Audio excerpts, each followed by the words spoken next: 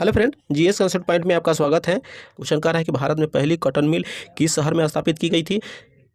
Option है आपका अहमदाबाद, नासिक, मद्रास और बम्बई। तो इसका जो उत्तर हो गया बम्बई, जिसे वर्तमान में मुंबई के नाम से जानते हैं। इसे जो है 7 जुलाई 1854 को बम्बई में स्थापित किया गया था और उसका जो नाम था बॉम्बे शिपिंग मिल के नाम से इसे स्थापित किया गया था। और इसे जो है काओवासाजी नाना भाई डावर के द्वारा जो है स्थापित किया गया था, जो एक जो है पारसी व्यापारी भी थे। ठीक है, तो इसका जो उत्तर हुआ आपका विकल्प 3। तीसरा है प्रतिक्रियाशीलता के घटते क्रम में निम्नलिखित धातु की व्यवस्था करें अर्थात यह क्वेश्चन कहा जा रहा है कि व्यवस्थित करें। यह प्रश्न है जो है। ठीक है, देखिए, जो अभिक्रियाशीलता की बात कर रहा है या प्रतिक्रियाशीलता की बात कर रहा है, किसी धातु की धनायन बनने की प्रवृत्ति से संबंधित होती है। ऐसे तत्व क्या होता है कि इलेक्ट्रॉन को जो है खोने के लिए जो है हमेशा तैयार रहते हैं। अर्थात जो है यह क्या होता है कि ये अभिक्रियाशील होते हैं और यह जो धनायन बनने की प्रवृत्ति से होती है और ये अपने इलेक्ट्रॉन को हमेशा खोने के लिए जो है तैयार रहते हैं। तो यहाँ जो ऑप्शन दिया गया है कि इसके हिसाब से जो है कि वह जो है कौन सा इसमें जो सीरीज दिया गया है क्रम, वह जो है अभिक्रियता के घटते हुए क्रम में। तो सबसे पहले आप एक चीज़ ध्यान रख लें, जो इसकी अभिक्रियाशीलता है अगर इसमें देखें तो सबसे ज़्यादा जो क्रियाशील होता है, अब देखेंगे तो सोडियम, या आपको देखेंगे तो सबसे पोटेशियम को माना जाता है कि सबसे जो क्रियाशील होता है। क्या होता है? पोटेशियम। लेकिन उसके नीचे जो सोडियम, लेकिन ज़्यादातर जो यूज होता है कि सोडियम ही सबसे ज़्यादा अभिक्रियाशील धातु है। और उसके बाद जो है तत्व जो है उसके बाद जो है आप देखेंगे कि सोना जो है एकदम बिल्कुल न क्रियाशील है, बिल्कुल प्रतिक्रिया नहीं होती है। उससे थोड़ा सा अधिक अगर आप देखेंगे तो चांदी आपको मिलेगा। लेकिन अगर हम कुछ धातुओं को देखें अगर क्रम में, तो उसमें आप पाएंगे कि सबसे ज़्यादा जैसे पोटेशियम हो गया, उससे कम जो है सोडियम हो गया, उससे कम जो है लिथियम हो गया, और जो है उसके बाद जो है आप कैल्शियम पाएंगे, उसके नीचे मैग्नीशियम, एल्युमिनियम, उसके नीचे जिंक, आयरन, तांबा, चांदी और सोना सबसे कम में पाएंगे। तो ये इनका जो है क्रम है, इसका जो है इनका जो है एक क्रम है। अगर आप देखेंगे तो सबसे ऊपर जो है हो गए आपके पोटेशियम के नीचे जो है सोडियम हो गए।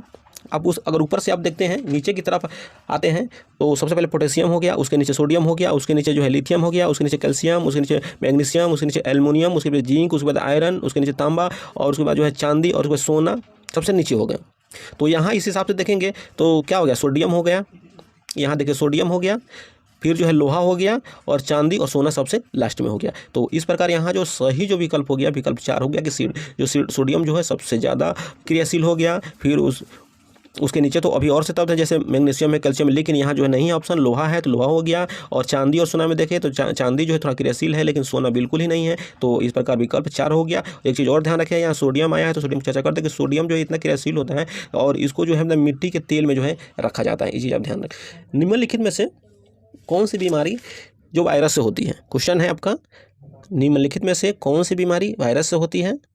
वायरस की बात हो रही है। विकल्प है आपका एक दाद, हैजा, खसरा और टाइफाइड।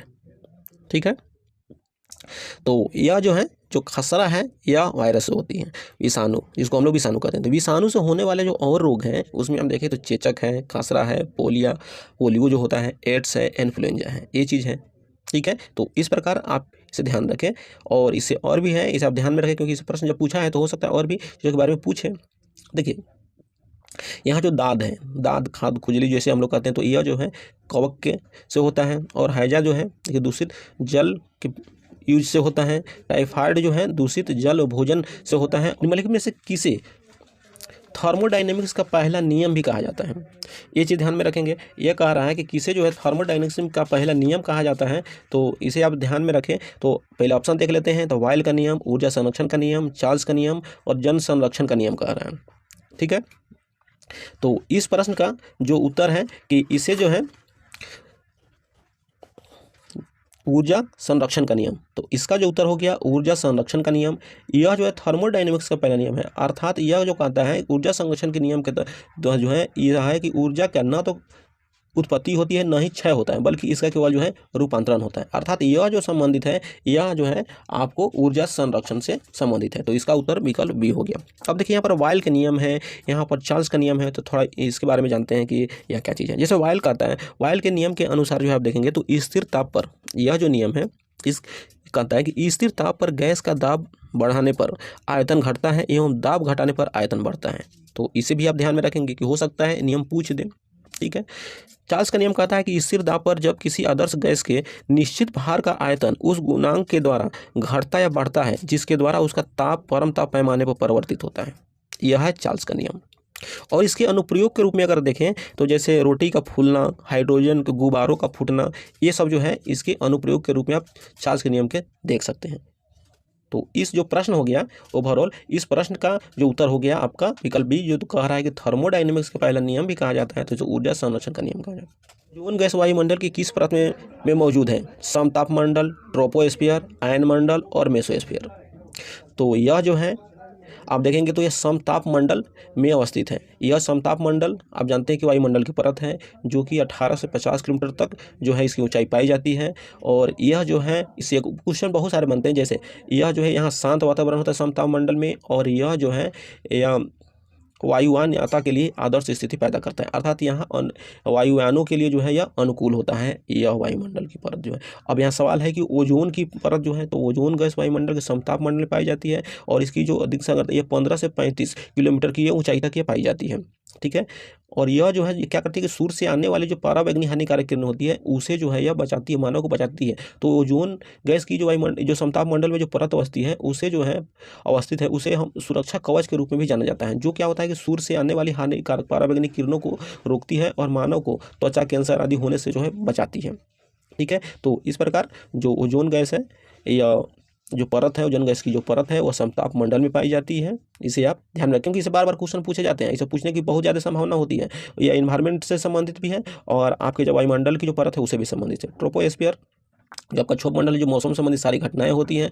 आयन मंडल जो या मध्य मंडल के ऊपर पाई जाती है, और मेसोस्फीयर जिसे हम लोग मध्य मंडल कहते हैं। ठीक है। इस आयन मंडल में यहाँ जो है आयनीकृत हो जाती है, यहाँ जो है जो वायु की परतें होती हैं यहाँ आयन के रूप में टूटती है, इसलिए इसका नाम जो है आयन मंडल हो गया जो है। ट्रोपोस्फीयर जो मौसम संबंधित सारी घटनाएं, क्योंकि ये भी इंपॉर्टेंट है क्योंकि क्षोभ मंडल को लेकर जो क्वेश्चन हमेशा पूछता है कि मौसम संबंधित सारी घटनाएं वायुमंडल की किस परत में होती है, तो वो हो गई ट्रोपोस्फीयर और जो है इसे क्षोभ मंडल कहते हैं। और समताप मंडल हो गया जिसे हम स्ट्रेटोस्फीयर कहते हैं इंग्लिश में, और जिसमें जो ओजोन गैस की परत पाई जाती है और यह जो वायुयानों के या यातायातों के लिए जो है अनुकूल होता है। अगला प्रश्न है कि हम्बनटोटा बंदरगाह किस देश में अवस्थित है? ठीक है। तो यह जो यहाँ ऑप्शन है पाकिस्तान, मालदीव, बांग्लादेश, श्रीलंका। तो जो यह हम्बनटोटा बंदरगाह है यह श्रीलंका में अवस्थित है, जिसे जो है मंगमपुरा महिंद्रा राजपक्षे बंदरगाह भी कहते हैं। यह समुद्री बंदरगाह है जो कोलंबो के बाद दूसरा बंदरगाह है जो है। इसे जो है 18 नवंबर 2010 को पहले जो है इसका पहला चरण जो है यहाँ खोला गया था और यह हमेशा चर्चा में रहता है, तो इससे जो है आप ध्यान में रखेंगे। अगला जो प्रश्न है कि निम्नलिखित में से कौन सा जो गुणवत्ता चिन्ह है वह सही सुमेलित नहीं है? ऑप्शन 1 एगमार्क कृषि उत्पाद, हॉलमार्क चांदी के आभूषण, FPO जो है प्रसंस्कृत जो है यह खाद्य उत्पाद, ISI अर्ध जो है प्रसंस्कृत खाद्य उत्पाद। तो यहाँ आप देखेंगे कि यह जो ऑप्शन है यहाँ विकल्प जो 4 नंबर जो है यह जो है सुमेलित सही नहीं है, तो इसका जो उत्तर हो गया विकल्प 4 हो गया जो है। ठीक है। जो ISI जो है एक भारतीय प्रमाणीकरण चिन्ह है जो कि यह प्रमाणित करता है कि उत्पाद जो है भारतीय मानक ब्यूरो द्वारा विकसित पर यह जो है भारतीय मानक के यह अनुरूप है, अर्थात यह उत्पाद को यह सर्टिफाई करता है। ISI मार्क जो है 1955 से भारत में औद्योगिक उत्पादों के लिए यह मानक चिन्ह है। ठीक है, जो ISI है। तो यहाँ जो ये कह रहा है कि अर्थ प्रस्कृत यह जो सुमेलित नहीं है, यह औद्योगिक के लिए एक औद्योगिक जो उत्पादों के लिए जो है एक मानक चिन्ह है। 1 जनवरी जो है 1987 को राष्ट्रीय मानक निकाय का नाम बदलकर भारतीय मानक ब्यूरो कर दिया गया। यह जो है भारतीय उपमहाद्वीप में सबसे मान्यता प्राप्त प्रमाणन है जो। तो इससे संबंधित जो एक्स्ट्रा जानकारी थी ये भी जाने आप, क्योंकि हो सकता है क्वेश्चन पूछे। अब विकल्पों पर हम शेष विकल्पों पर चर्चा करें उससे पहले आप इस प्रश्न का विकल्प जो जान गए और उत्तर हो गया आपका विकल्प 4 सही है। ठीक है।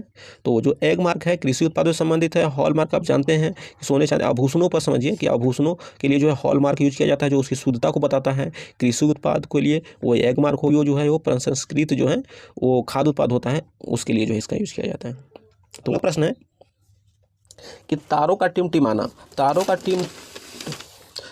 टिमटिमाना मुख्य रूप से किस परिघटना के कारण होता है?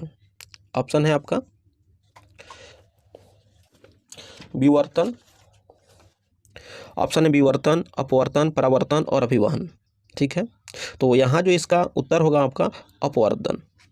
प्रकाश का अपवर्तन आप पढ़े होंगे कि प्रकाश का अपवर्तन, तो यही जो घटना है जो तारों पर टिमटिमाने का मुख्य कारण है। जैसे आप देखें तारों का टिमटिमाना, क्योंकि तारे जो अंतरिक्ष जब क्योंकि आते हैं धरातल पर, उसकी जो किरणें आती हैं तो उसे वायुमंडल से होकर गुजरना पड़ता है। तो वायुमंडल में कहीं जो है उसे सघन और कहीं विरल स्थितियों का सामना करना पड़ता है। तो इससे क्या होता है कि वह जो किरणें चलती हैं तो उससे जो क्या होता है कि वह अपनी वास्तविक स्थिति पर नहीं दिखाई देती है, और जिसके कारण जो है वो हमें टिमटिमाते नजर आते हैं। तो यह जो घटना होती है यह किस घटना के कारण हो गई, तो यह हो गई अपवर्तन के कारण हो गई। जैसे आप इसका और उदाहरण में देखें, जैसे आप देखेंगे कि पानी, बाल्टी से भरी पानी में कोई अगर छड़ हो और वह हमें थोड़ा उथली दिखाई देती है, तो वो किस कारण से होती है, तो वो भी प्रकाश के अपवर्तन के कारण होती है। तो इसका जो सही उत्तर हो गया कि तारे का टिमटिमाना किस बड़ी घटना के कारण होता है, तो वो हो गया अपवर्तन, अर्थात प्रकाश के अपवर्तन के कारण जो है यह घटनाएं जो है घटती है जो। ठीक है, अब थोड़ा हम इसके बारे में और जान लेते हैं कि जैसे विवर्तन दिया है, तो प्रकाश का जो होता है क्या कि जो अवरोध के किनारों पर जो है मुड़कर एक छाया में प्रवेश करती है। जैसे मान लीजिए प्रकाश का परावर्तन हो रहा है तो एक जो क्षेत्र बन जाता है छाया क्षेत्र, तो उसके प्रवेश करने की जो घटना होती है उसे हम विवर्तन कहते हैं। और परावर्तन में क्या होता है कि जब प्रकाश की किरण पड़ी और किसी वस्तु पर, अपारदर्शी वस्तु पर, और वह लौट कर मानव की आंखों में पड़ती है, तो उसे हम इस घटना को हम प्रकाश का परावर्तन करते हैं। और अभिवहन में जो है यह जो है यह यहाँ जो है यह यूज किया गया है कि जो प्रकाश की किरण, जैसे मान लीजिए किसी का क्षैतिज एक तरह से प्रवाह भी होता है, उसे को हम यहाँ पर देख सकते हैं जो है चीज़ों का। ठीक है, तो इस प्रश्न का जो मेनली जो उत्तर हो गया यह हो गया अपवर्तन।